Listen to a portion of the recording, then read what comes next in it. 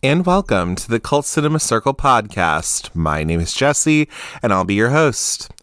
So in today's episode, we're going to be celebrating and talking about a little film that is celebrating 25 years this month, actually. We're going to be talking about a little film in 1999 called She's All That. Now, this film is... like I said, literally, 2 days ago, I think, it would have been when it came out back in 1999. So it was like right on Super Bowl weekend at that time, and this movie was going out in theaters. So, go sports. But I think this film, for me, I guess my history with it, I will say that this movie, I think has the unfortunate thing of being conflated with the spoof film of Not Another Teen Movie, which I probably saw first, honestly. Similar to how Scream has Scary Movie, and I think people who saw Scary Movie before they saw Scream, it doesn't really have the same impact. And I think the same thing happens with Not Another Teen Movie. When you watch that first, and then you watch something, and then you go back and watch this movie, you kind of see what they've done, but I think for what this is, though, as a teen film, I think it's perfectly fine. I gave it a 3 on Letterboxd. It's not my favorite teen film by any means, but I do think it is successful with what it's trying to do. And also it's got a great cast, Rachael Leigh Cook and, Jodi Lynn O'Keefe playing the bitch, and Freddie Prinze Jr. and Matthew Lillard's there. It's a whole thing. It's kind of a who's who of different people, which I thought was really fun. And also it does join it joins the teen movie pantheon of the movies that were based off of literary books, which is kind of cool.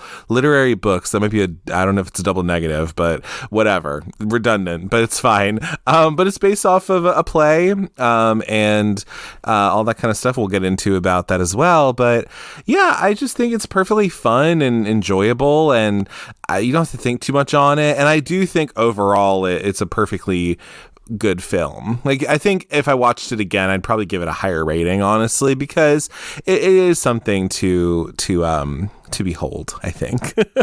But yeah, as we normally do on the show, though, we're going to go through some of the cast and the crew of this movie, go through some of the production history, all that kind of fun stuff that we can find out, and then we'll, break down our plot, break down the characters, some of the, themes, if we have any of those or any of that. But without further ado, let's move on to those figures. So the figures I have for this film is that it was released, like I said, January 29th of 1999. So I believe that was Super Bowl weekend around that time. And it's a 97-minute movie. Miramax Films is the one who produced and distributed this. So they distributed it. So that is the Weinstein's company. But so they were, and you'll hear more about that they were a part of producing this movie. And it has an estimated budget of about $7 to $10 million, which is not too far off with, the teen budgets of the time. So this did open at number 1 with $16,065,430, and then it made a domestic gross of about $63,366,989, and then it internationally grossed about $39,800,000 for a worldwide gross of about $103,166,989. So needless to say, it did pretty well in terms of the money, which is good. And weirdly enough, it's not like they made any sequel after this. They did make a gender-swapped remake of this that does include Rachael Leigh Cook and also Matthew Lillard in it. I will not be talking about it because I have not seen it. But all I've seen is reactions to it, on YouTube, because everyone fucking hates it and stuff. But yeah, that is what this movie was. So it was financially successful, and it showed that teen films could do something cool at the box office. Then we're looking at about a 41% on Rotten Tomatoes from 63 reviews from critics, and then an 55% audience score with about 250,000 ratings. And then we were looking at a 2.8 out of 5 on Letterboxd. So it's kind of split a little bit, you know, and that doesn't surprise me, I guess. This movie, if anything, does feel a little, you know, tropey when it comes to it. But I think overall, though, like, it's not, I don't know, it can feel like that, I guess. But I also think, like, it's a perfectly smart movie, I think, and it's not anything too, you know, horrible or anything. Like I said, it's a boy girl thing or anything like that. You know, there's some stuff where I'm like, you know, there are some worse movies out there, I think, for sure. So some of the crew of this movie. So we have the director of Robert Iscove. He's the guy who did Cinderella from 1997 with Brandy and Whitney Houston. He directed that. And also he did From Justin to Kelly, which is apparently an abject horror in itself. And then also Boys and Girls. He did that movie as well. So he's directed those things. The writer of this movie is R. Lee Fleming Jr. So he is the guy who he wrote this movie, but he also wrote He's All That, which is the Netflix original, like, little remake of this film.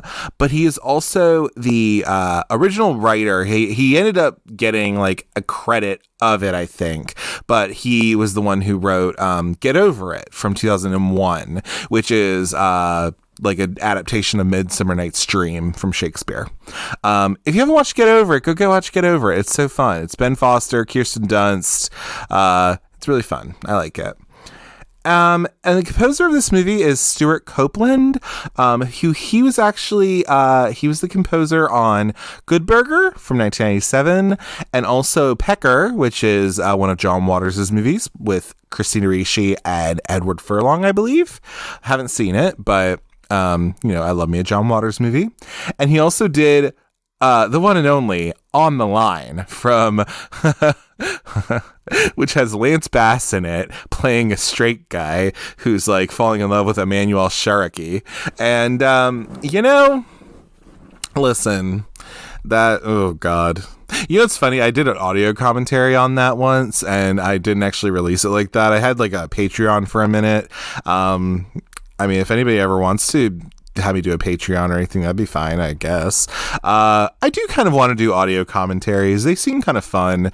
And you could just like watch a movie, like put the mute button on and then like just talk about the movie and like talk shit or like talk about fun little things about it or whatever. But yeah, I might do those. Who knows? I do want to kind of do those. But I did one for On the Line and I watched it. It was so fucking bad, dude.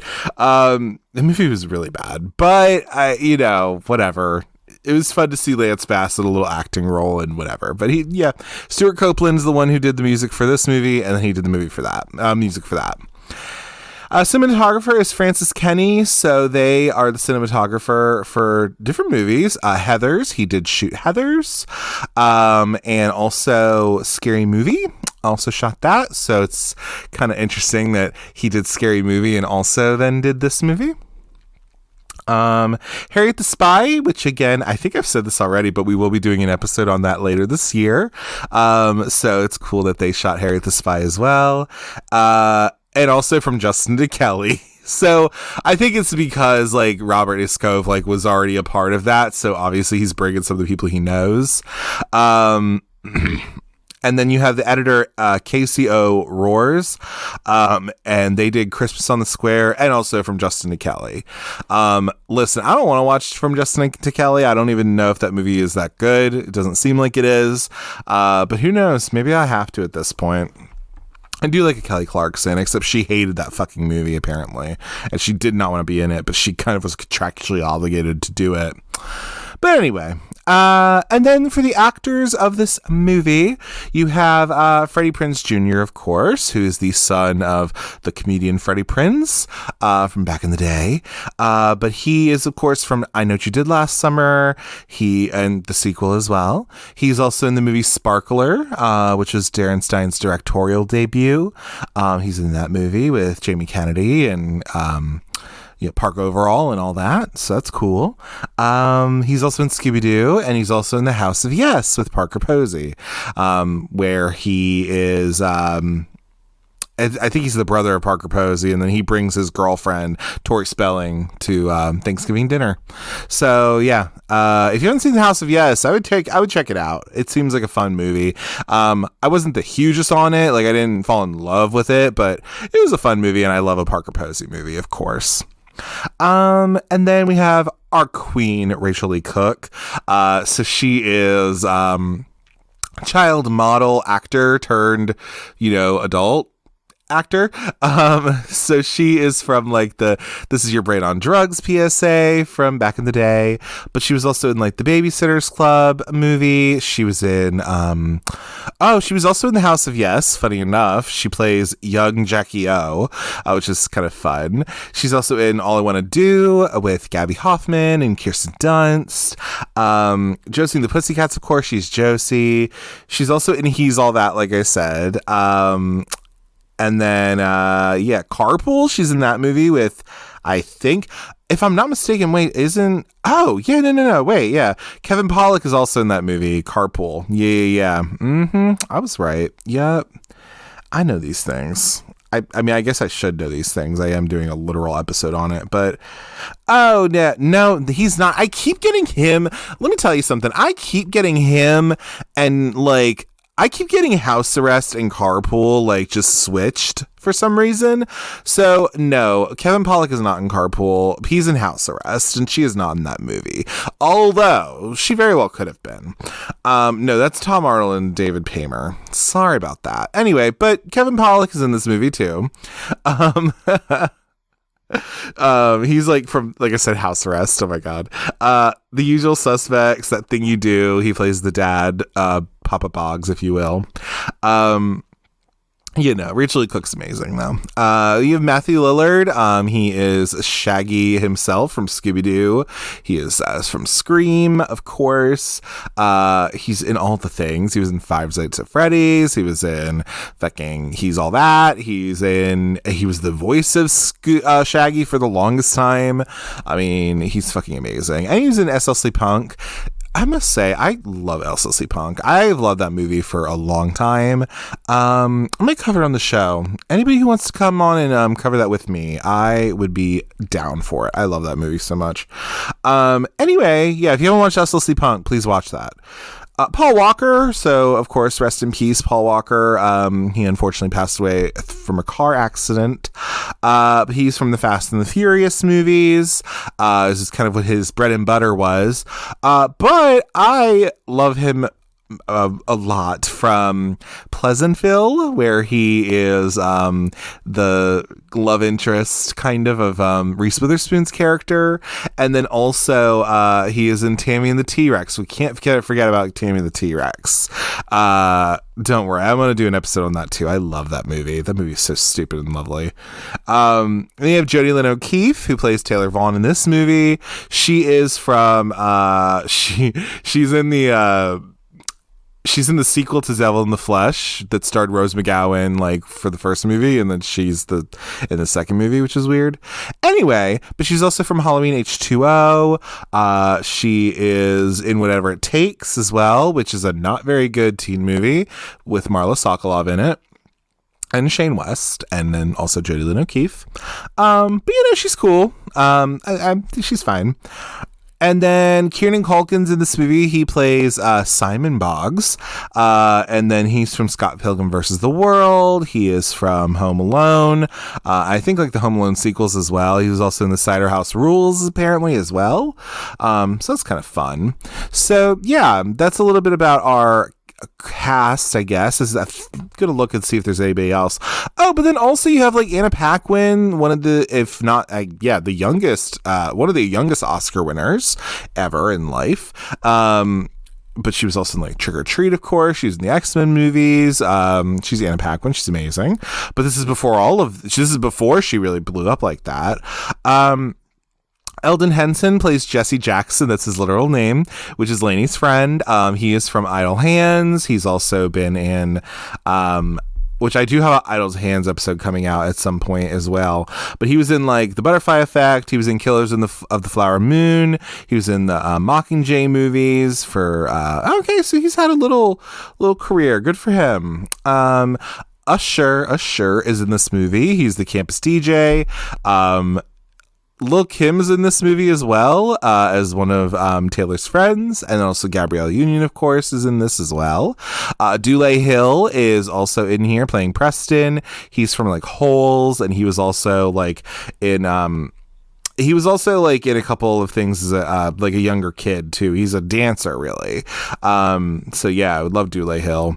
Clea Duvall's in this movie as well. That's a fun little thing too, because then her and actually fun little thing. So because Clea Duvall is one of the bitchy art girls, and then the other girl as well, the other bitchy art girl, that is Catherine Town. And if you don't already know, her and Catherine Town are then in the same year are in the movie But I'm a Cheerleader, where they play people who get put to, new directions.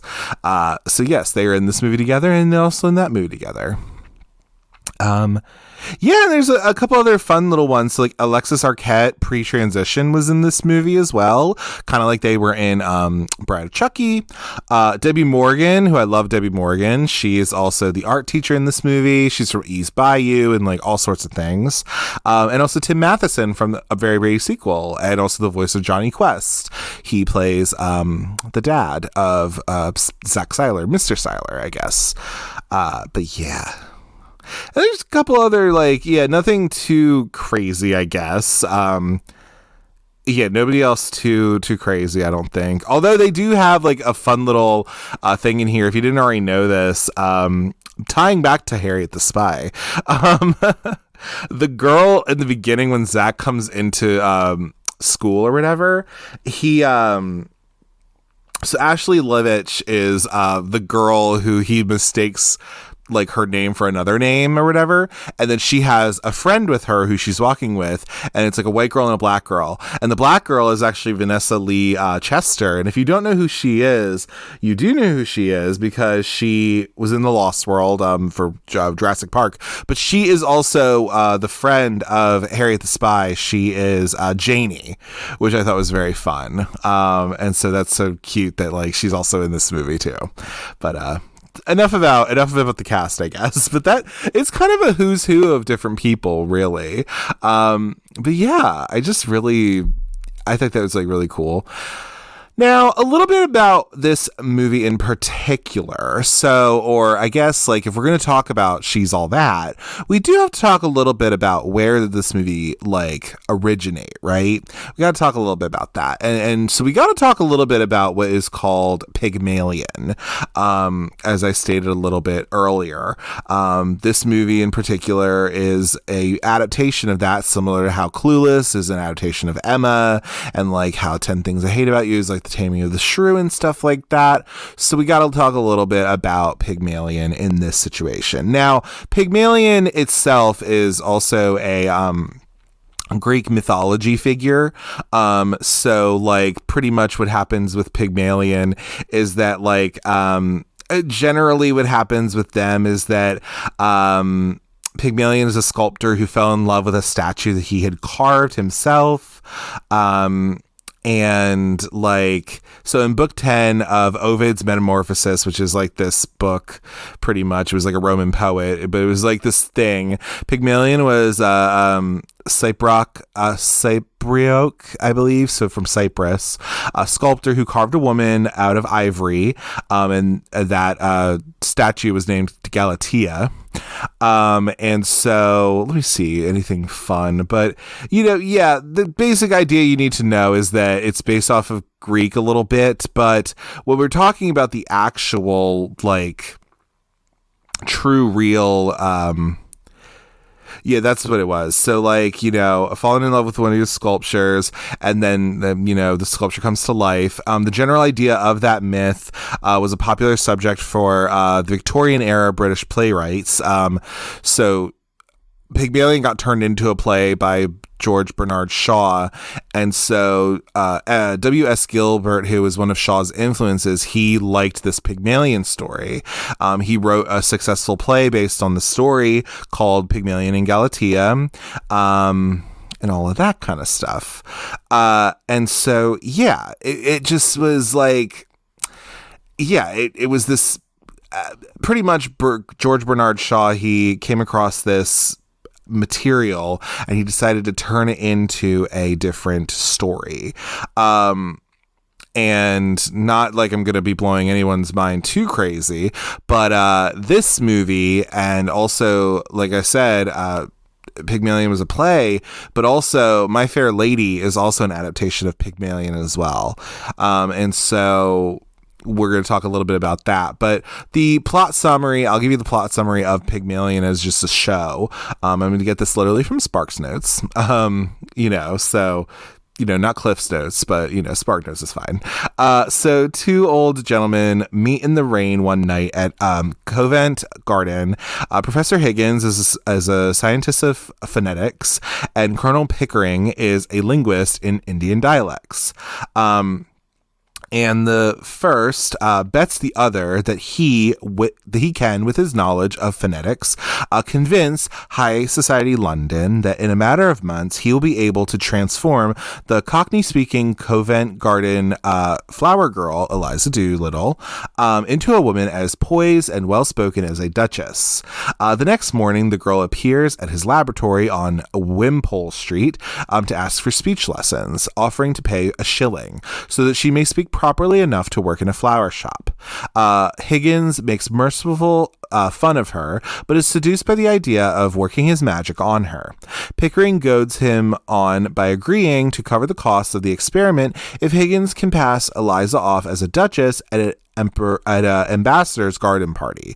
The challenge is taken, and Higgins starts by having his housekeeper bathe Eliza and give her new clothes. Then Eliza's father, Alfred Doolittle, comes to demand the return of his daughter, though his real intention is to hit Higgins up for some money. The professor, amused by Doolittle's unusual rhetoric, gives him £5. On his way out, the dustman fails to recognize that the now clean, pretty flower girl as his daughter.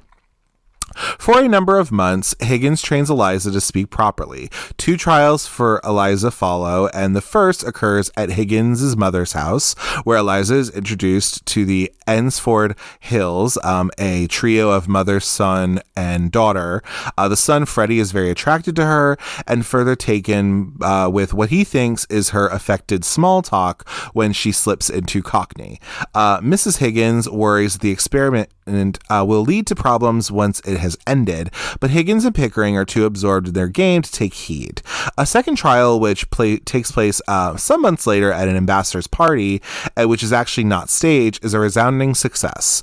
The wager is definitely won, but Higgins and Pickering are now bored with the project, which causes Eliza to be hurt. She throws Higgins' slippers at him in a rage because she does not know what is to become of her, thereby bewildering him. He suggests that she marry somebody, and she returns him the hired jewelry, and he accuses her of ingratitude.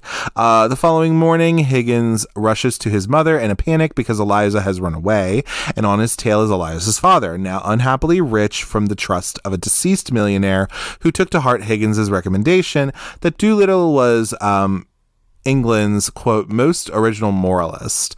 Mrs. Higgins, who had been hiding Eliza upstairs all along, chides the two of them for playing with the girl's affections, and when she enters, Eliza thanks Pickering for always treating her like a lady, but threatens Higgins that she will go work for his rival phonetician, I guess, Nepomuk.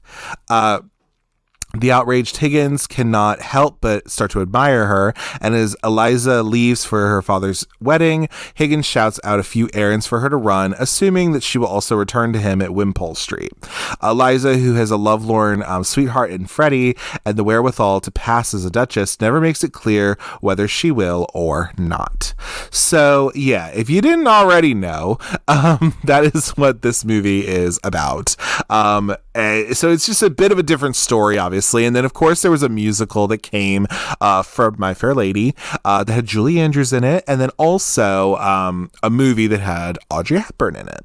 So this film in particular came about really when and I got this information from yahoo.com. They did a Yahoo News article a couple years ago, probably literally 10 years ago. It was Marlo Stern who did this. And so talking a little bit about this film, The director talks about how pretty much Harvey Weinstein gave him the film. He was one of the many people that was involved with Chicago after he had done Cinderella, and there were many problems, and Chicago was being put on hold. So he said, in the meantime, so Harvey, he said, in the meantime, I have this great project that I want you to direct. And so, like, Freddie Prinze Jr. talks about how, like, this was his first role he'd ever been just, like, offered. He had done The House of Yes. It all comes back to The House of Yes for Miramax. And, yeah. And unfortunately, like, because this is how Miramax was, because it was Harvey and Bob's company, but, you know, I guess Freddie Prinze Jr. did a good enough job in The House of Yes, where they were like, hey, let's put this guy in here. Same thing happened with Rachael Leigh Cook, is that she had done the movie Strike, or All I Want to Do, with Gabby Hoffman and Kirsten Dunst. And apparently that was one of the ways that she kind of got into the audition room and was able to have that. But they were looking for that for a while. Like Josh Hartnett auditioned for the role of Stack as well. And a lot of girls went through this. So like Lily Sobieski, Mina Savari, Jordana Brewster, a lot of these different people would, you know, come in. And but I think Rachael Leigh Cook really works for this. Like, she just really works very well. And then, like, getting, like, random people, like, so Kieran Culkin was coming from the Culkin family. But apparently, like, Freddie Prinze Jr. says, like, Sarah Michelle Gellar, who's his wife, obviously, has known, like, Kieran since he was, like, 4 or something. And so it's so super cool that, like, you know, that kind of happened. And then, like, also she's in the movie, like, she has a little cameo, because by this point Buffy would have already been on, so she didn't say anything, like, she doesn't talk, but I just think that's super cool. And apparently also she was, like, best friends with, like, Jodi Lynn O'Keefe back in the day, and they were, like, they worked in New York before, so that's kind of cool. Oh, also apparently Josh Hartnett went to high school with Rachael Leigh Cook in Minnesota. Thought that was kind of interesting when they talked about that. But yeah, that's, like, so super. And then, like, also, of course, having, like, Matthew Lillard. I mean, Scream was produced by Dimension Films, which was also a Weinstein thing. So it doesn't surprise me that he ended up being in this movie as well. But yeah, it's a little bit about that.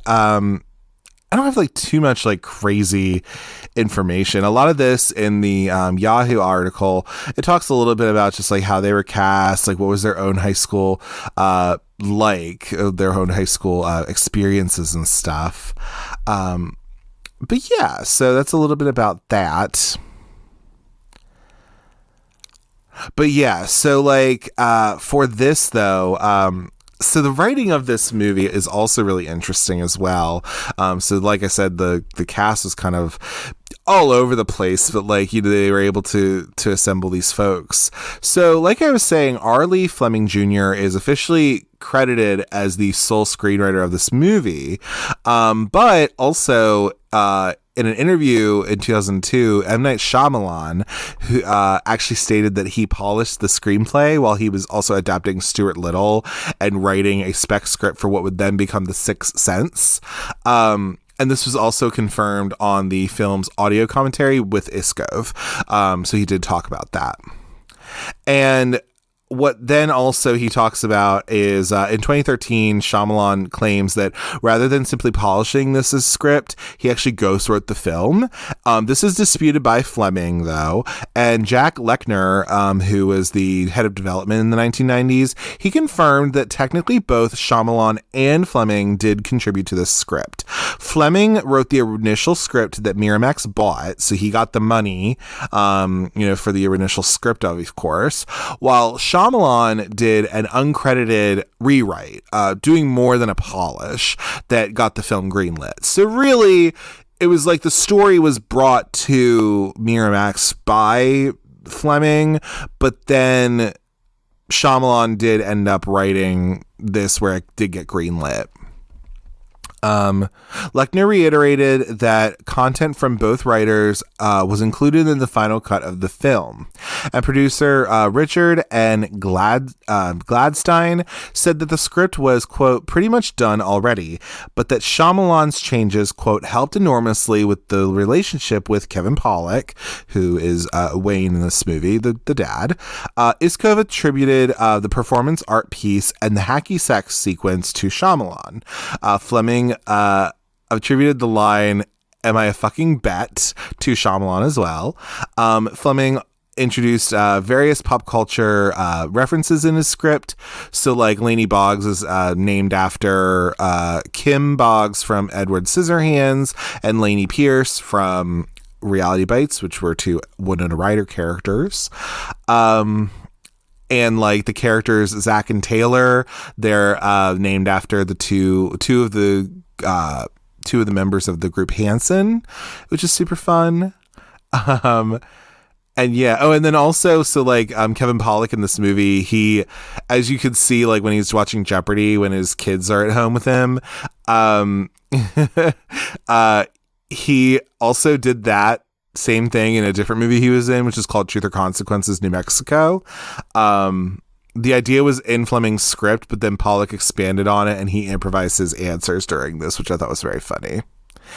And so Iscove is also, he talks about how he was influenced by the movies of John Hughes and was trying to do something different for the 90s generation that would still resonate. And he stressed the importance of having a story, having a heart, and how Zach had to be worthy of Laney and how Laney had to learn how to be more open. The story was rewritten to better fit Prinze Jr. And to make Zach just a more sympathetic character with his own challenges. And Iscove was well aware that it was implausible to suggest that the Queen Rachael Leigh Cook was ugly, but said it was standard practice for Hollywood to cast, quote, the beautiful girl, and that it would require the audience to suspend their disbelief. He says, quote, you either go along with it or you don't go along with it. Comparing Laney's transformation to that of like Clark Kent into Superman, Iscove said that casting the role was more about finding the actor who had the range to give the necessary performance.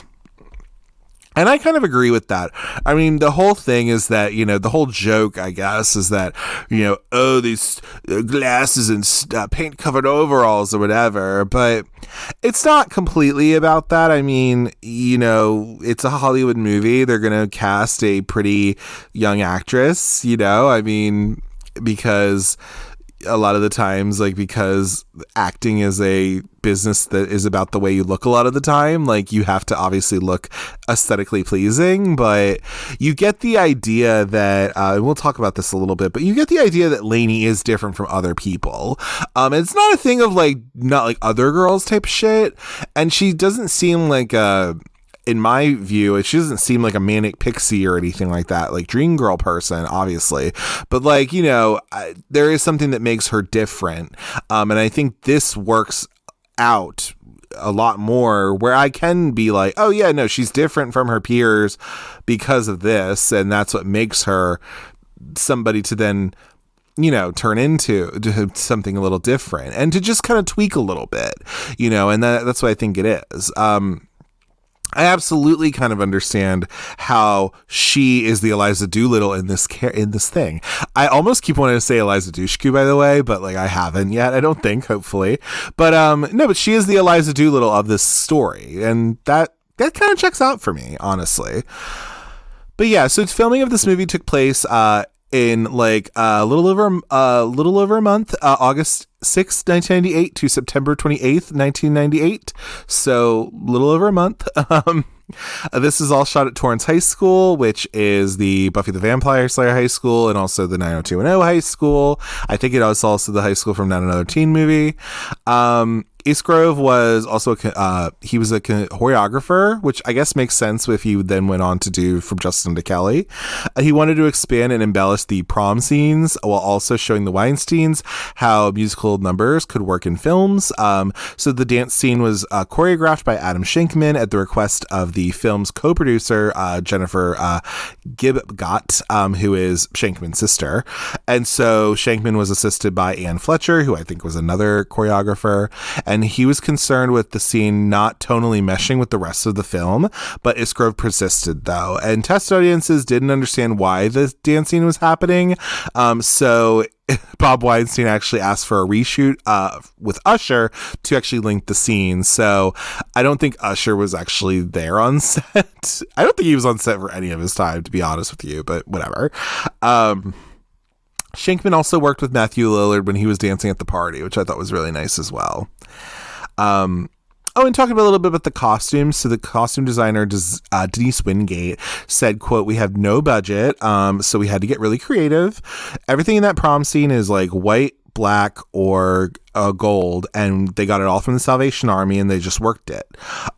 So Wingate herself had majored in psychology. She tried to explore the possible reasons for the character's wardrobe. So, for example, like, she concluded that, like, Lainey wore clothes that, like, armor after the death of her mother, but also wanted to express herself as an artist, which had a mix of, like, it resulted in a mix of, like, different like vintage clothes, overalls, aprons, and like quirky t-shirts and stuff. Because I think her mom was an artist. She was a photographer, if I'm not mistaken. And all of that. The falafel restaurant hat, for example, was created on short notice with items that were just picked up from a Michael's. Lainey's transformation was reflected in the red dress, which demonstrated a, quote, bold statement of her dressing in a color that was so different than anything we had seen in her before. And so Rachael Leigh Cook talked about feeling really self-conscious in the scene when she first descends the stairs in the dress. And there were actually two versions of the dress. One that was like a stunt double dress that was reserved for when Lainey falls on the driveway after the party. And then a second smaller dress, which left Cook holding her breath, trying to get through the scene quickly. So that all happened. And yeah, I mean, it seems like, if anything, the consensus of this movie from Rotten Tomatoes, for example, says, despite its charming young leads, She's All That cannot overcome its predictable, inconsistently funny script, which I think is a little bit of bullshit, personally. I don't think it's, like, super unfunny or anything. It's really not. It's perfectly fine. This is actually the last movie to be reviewed by Gene Siskel before he died. Because he really did not like Jawbreaker. But, like, he did review this movie before he passed away. Siskel actually gave it a positive review and said that Rachael Leigh Cook, as Lainey, the plain Jane object of the makeover, is forced to demonstrate the biggest emotional range as a character, and she's equal to the assignment. Ebert suggested, quote, to give the movie credit, it's as bored with the underlying plot as we are. Even the prom queen election is only a backdrop for more interesting material, as She's All That explores differences in class and style, and peppers its screenplay with very funny little moments. Ebert says it, quote, is not a great movie, but it has its moments, giving it a 2.5 out of 4. And then you have Stephen Holden from the New York Times praising Cook for her performance, comparing her to Winona Ryder, saying, quote, unlike so many actors playing young, smart people, she actually projects some intelligence along with a sly sense of comedy. And you got a couple different people who say a few different things. Let me see if there's anything else. William Thomas of Empire criticized the film, saying that despite a few scenes, the rest is just breezy propaganda for American high school fascism. And, quote, the most worrying thing about She's All That is its message. The, quote, ugly duckling, specs, dungarees, art lover must conform. She's gets a makeover, and the boys notice her bobos for the first time to fit in. I guess this guy might be from I don't know where he's from, but I like some of his use of words there. Jeff Berkshire of Variety, he criticized the lack of originality and wrote, quote, suggesting that Miramax needs to pull in Kevin Williamson on permanent retainer if it's going to remain in the team picks fleet-heeled. She's All That notably fails to bring to comedy the insight that the Williamson-penned Scream brought so memorably to horror. Berkshire was positive about the two leads, though, saying, quote, appealing young actors come off as competent, nothing more, given a context that cannot be transcended. He described the direction as nothing to be ashamed of here, but nothing of any distinction either, and noted the soundtrack as a not unexpected plus.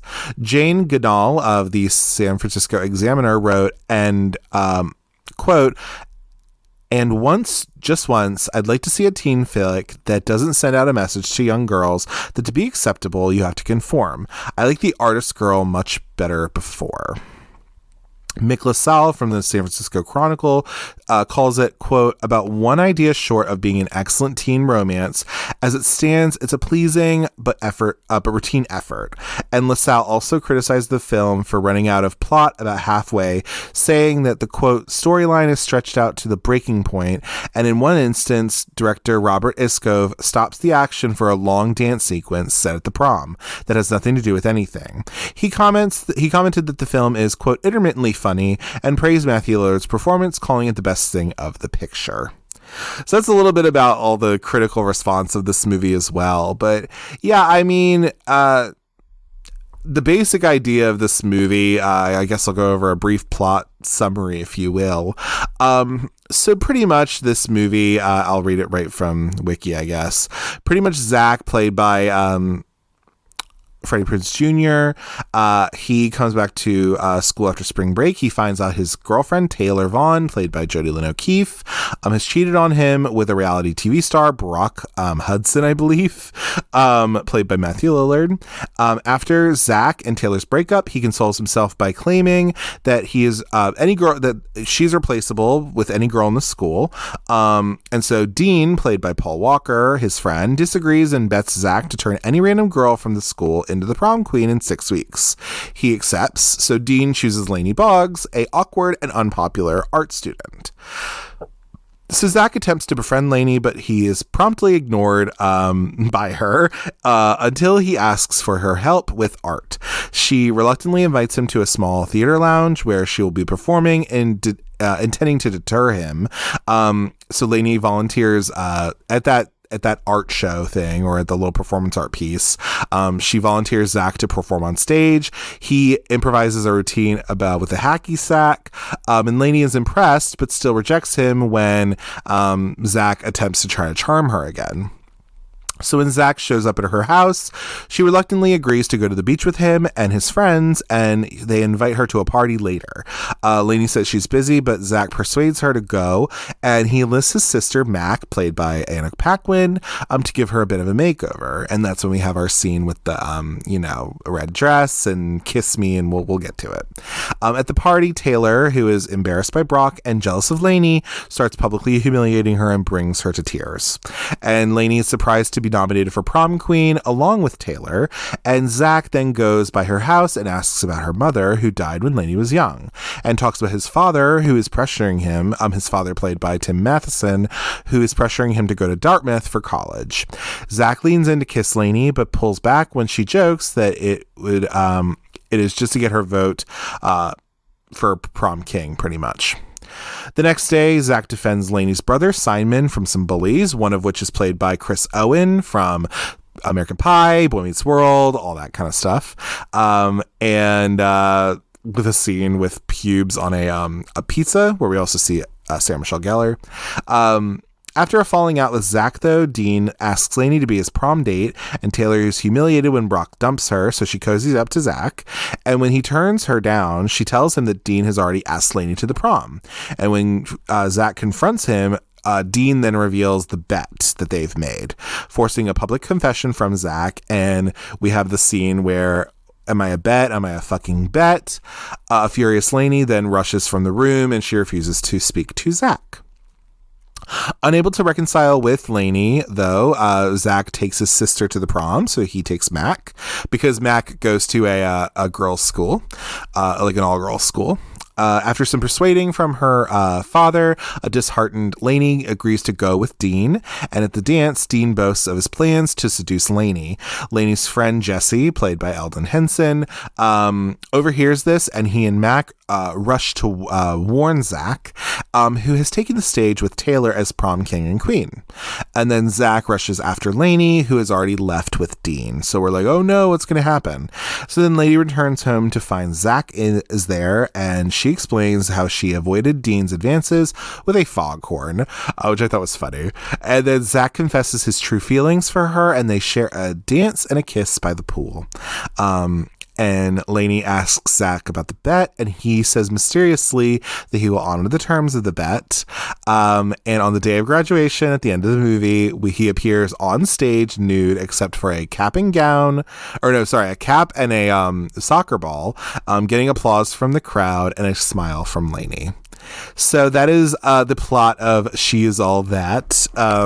So yeah, I mean, I think like some kind of some standout like scenes of this movie. I mean, I do love the little performance art piece that they do. This is where Alexis Arquette comes in handy, because she is playing she's playing somebody who is like this performance artist and is part of this piece, which I thought was really fun. So there's that. And then also, like, you know, even just like, you know, I also like the little makeover scene that they have with Lainey. I like that with Mac's character, Anna Paquin. I like that it's not necessarily that they're trying to super change her, because again, that's kind of the joke of the movie I was talking about earlier, is that like, oh, we're supposed to believe that Rachael Leigh Cook is such an uggo, right? But it's not really that. It's just that, and it's not really that. It's more so that it's about that she is somebody who, you know, she is a pretty girl. It's just that she doesn't pay much attention to her appearance because that's not like a forefront of her mind, really. It's not in the forefront. And it's also something where she is kind of doing this to not really fit in with other people. She doesn't want to be like the popular people, you know. She just kind of wants to be her own self, you know, and she just kind of wants to do her own thing. And this movie is also set in California. It's set in pretty much LA. So, you know, because we also talk a little bit about class, where like, even though like we're supposed to assume, I guess, that Lainey's family is like maybe not lower class, but like is not as rich as everyone else, but like their house is still pretty big, like all that kind of shit. But I mean, but we're to assume that, like, you know, maybe they're not as well off as other folks, kind of a thing, which is why she has her little part-time job at the falafel place and all that. But I do like the makeover scene, back to it, because it's not that they're trying to like super change her or anything.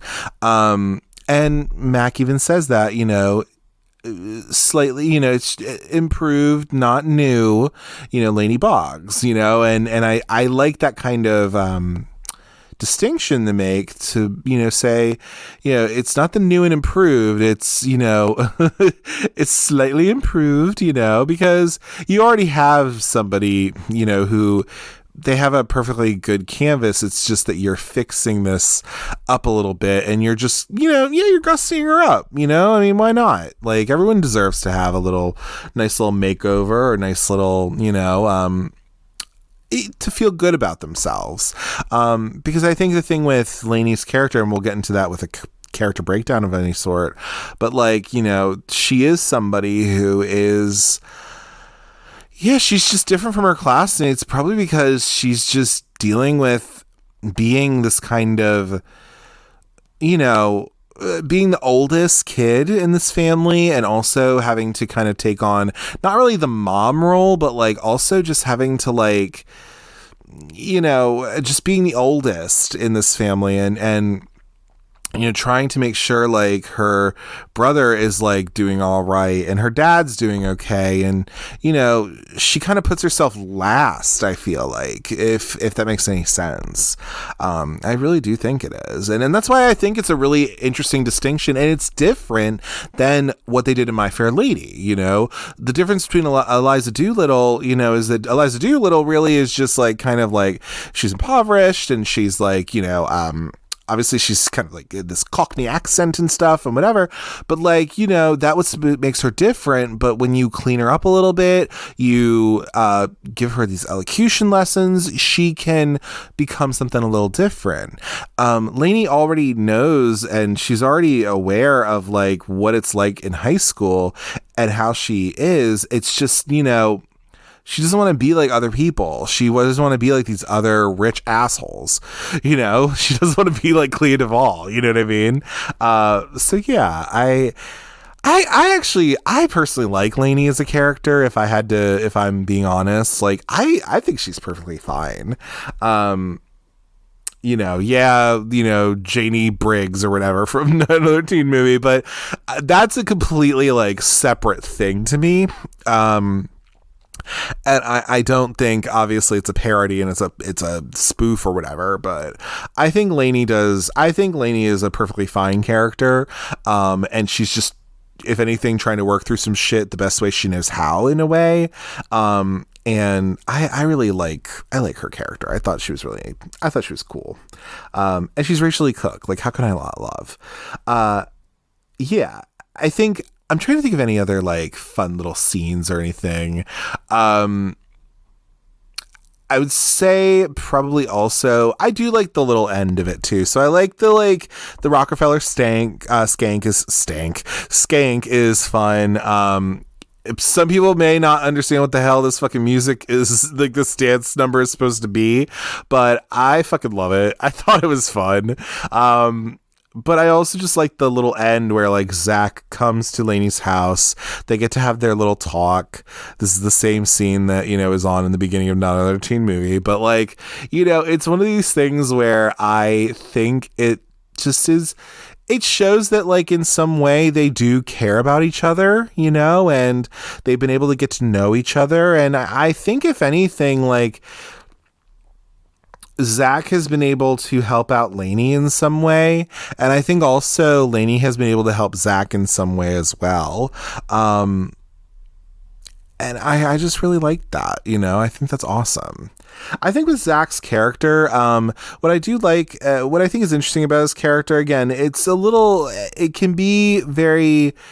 can come off as a little bit one note maybe, but like I also think like there is a little bit of depth there, because it's not necessarily that like with Zach's character, it's not necessarily that he's not like a dumb jock or anything like that. He's a soccer player, so he's not like your quarterback of the football team, right? He's like the captain of the soccer team. He's like student body president. He's actually a really smart dude. And so he's not like a dumb jock or anything like that. But like the thing with him is that I think that it's nice that he does have something where it's not like I don't want your life, Dad, or whatever. But I think it's just more so that maybe that's what he thinks, that like his parents or his father especially is like kind of pushing him to go to Dartmouth, right? But I think it's even more so that maybe I think it has more to do with the fact of like I think his dad just wants him to make the decision of where he wants to do and what he wants to do, because maybe that hasn't been something that Zach's been thinking on, or maybe he's been caught up too much with like, oh, my dad wants me to do this, or he wants me to follow in his footsteps. And it's like, well, maybe he doesn't want you to just follow in his footsteps. Maybe you think he does, but I think it has more to do with just he wants you to make sure that you know what you want to do and that you have some sort of a plan with like, what are you doing afterward? Kind of a thing. So, but I do like Zach for the most part. He is a dirty, dirty liar to Lainey, and that's not right. But I will say that, like, I think he does, mend it at the end in a way. And if anything, I do like that he does that. And it's cool to see this guy be different than what we normally think of as like the jock, or like the quote big man on campus, to quote the Brady Bunch movie. But like, I like Lainey, I think, a little bit more than I like Zach, but Zach is a perfectly fine character. And if anything, I'm glad that they didn't make him super duper one note or anything. Which I think that has more to do with like Brock. So like Brock's like a very like one-dimensional character, kind of because he has to be. Do you know what I mean? So there's that. And then with Taylor Vaughn, I mean, with her, she is just really somebody who, if anything, she is kind of that classic mean girl, right? Because she is like privileged, she's rich, she has, you know, these different people around her. She's the most popular girl. She is that bitch, right? But you also see that she has some like insecurities of her own, and she like, you know, she does have some insecurities of her own, and it is something where, if anything, like she has to lash out at people to make herself feel better in a way. But she is a bad bitch though. I love her. I love just how like, you know, fierce she can be, I feel like. But, you know, she is that mean girl. And it's not like she has a super duper crazy arc or anything. At the end of the day, she becomes prom queen, and that's great for her, you know? And a lot of it does come down to like, she is thinking this one thing where maybe she did have a cool thing with Zach and she decided to just kind of like break it all off, you know, but then she realizes that Brock's an idiot. He's kind of an ass. So like, you know, it's one of these things where she just has to then kind of come back, you know, tail between her legs, being like, hey, Zach, you still want to go to prom? And they do technically end up being prom king and queen together. So, but I think those are kind of like the main folks to really have a breakdown about, or to be able to try to break down as well. I also think, if anything, so like I was talking about with some of the scenes that I thought were kind of stand out or any of that kind of stuff. I guess also Jesse was somebody too. Again, Jesse doesn't have much in terms of like development a ton. It's that he's like the fat friend. He's like the boy, the friend of, you know, Leigh. He's fat apparently, so like he can't eat. He can't be shown eating apparently. Okay, but like, you know, if anything, like I do like that he has a little thing with Mac kind of, which I thought was fun. And that maybe they would kind of go down to like, you know, have a little relationship or whatever. But also like, with that though, I like that he at least is trying to be a good friend to Leigh and be like, hey, look, like I overheard this and I want to make sure that my friend isn't going to be hurt.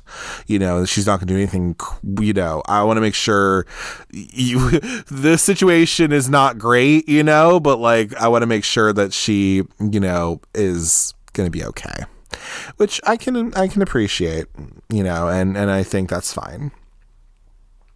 I think with anything, you know, in terms of themes of this movie, again, it kind of all goes back to the Pygmalion story where, you know, like turning somebody into something else in a way. Although, I mean, I think in this movie, it's really more so that you're bringing Leigh out of this shell that she's kind of put herself into and she's kind of put around herself to kind of protect herself more so. So yeah, definitely that kind of metamorphosis is definitely in there as well. It's not super deep or anything, but like, you know, I think also like there is a thing of like a little bit of class stuff in here because you can kind of tell that like a lot of these kids are, you know, loaded as hell. But then, like I was saying earlier with the Boggs family, they're a little bit, you know, they're still, I think, fairly fine, but they're not just as rich as maybe the rest of the people are, which also makes it a little different. And you could see that as kind of like not in the same way as like Pretty in Pink does it, right? Where like Molly Ringwald's from the literal wrong side of the tracks and Andrew McCarthy, you know, is like rich and whatever. But you could see, I could see a little bit of that too, where I'm kind of like, oh, okay, I see what they're doing. You know, like you could definitely see like Robert Iscove was obviously, as I was saying earlier, he was inspired by these movies from John Hughes. And I think, if anything, Pretty in Pink and Some Kind of Wonderful, which are just gender swapped versions of each other, well, really, Some Kind of Wonderful is a gender swapped version of Pretty in Pink. I actually like Some Kind of Wonderful better, but like, but I see that there is that DNA is also within She's All That, I think, a little bit too, which I thought was fine, fine and cool. But yeah, I mean, I think if anything, with the legacy of this movie or a cult status that it kind of has, I think what this movie has going for it, or kind of bolsters its legacy or its any sort of cult status that it has. I mean, teen movies as a whole kind of have like a bit of a kind of legacy or cult to them sometimes, depending on the movie. I've covered different, cult, teen movies, if you will. But I do think that this one, the fact that it was based off of a kind of obscure play that people don't always know about, but like, I think having that a little bit too, but also like, I think just having some of the like fashions in this like are kind of like fun and quirky, there's that. And then also like, of course, having like Sixpence None the Richer, Kiss Me, like this is synonymous with that movie. So I think with that song being synonymous with this, like you're going to have that. And it's also ripe for parody like it was in Not Another Teen Movie. And also kind of the trope of like, the girl who has glasses, you take her glasses off and now she's a hottie, that kind of a thing. But I think if anything, the kind of overarching legacy that this movie has is that it really is more so about just, not betting on people is bad. But also like, not seeing something at face value, but also not just, judging someone for, not judging a book by its cover in a way. You know what I mean? You see Lainey Boggs and you see one type of person, but really she's a different type of person under that. And I think if anything, she's just somebody who, again, I think Rachael Leigh Cook did a great job at portraying her, but she's just somebody who I think has had to put herself into a shell because of the stuff she's dealt with, and because she's the oldest in her family, and she's kind of helping to make sure that everyone in her family is all right. That's some heavy shit a little bit. Not that it gets too heavy, still PG-13 movie, waka waka waka, but I do think that's there. And then also just like, for all intents and purposes, I think this movie does end up being like a perfectly decent teen film for what it's trying to do. And I think maybe that's why people come back to it, a bunch. I can understand this being cozy for people and for being something where, it's a fun little movie that isn't too, most of it ages fine. Most of the time, maybe not all of it does, but most of it, you're like, oh, okay, like, no, this is this little thing with like Zach and Lainey is cute. And I just think it can definitely be a comfort for some people, which is why 25 years later, it's still something that is known by folks, and you still have people who love the Rockerfeller Skank song, and like who really enjoy Kiss Me, and who if anything, you also have like Rachael Leigh Cook having like a lead role in this movie, and then she kind of had her own cool career after this, and there are so many things that this movie has going for it, and it's not a terrible film by any means. So I think there's way worse movies out there you could watch. And I'm glad to be able to cover this one and talk about it, because I think it's a fun little thing to check out. So that's kind of my little wrap up about She's All That. That's my final thoughts, if you will. But like I said, I think overall this is a fun film that, I think deserves having a nice following for it. It's cool that it, is in that pantheon of 1999 movies. And I really think it's worth a watch. So at least for the time being, it was on Netflix. I think it might still be on there. You're hearing this the end of January, so who knows? It might be going off soon, but you might be able to catch it on there. And it makes the rounds on like some streaming services. I think it might be on Paramount Plus as well, since it is a Miramax movie. So like, you know, they end up there sometimes.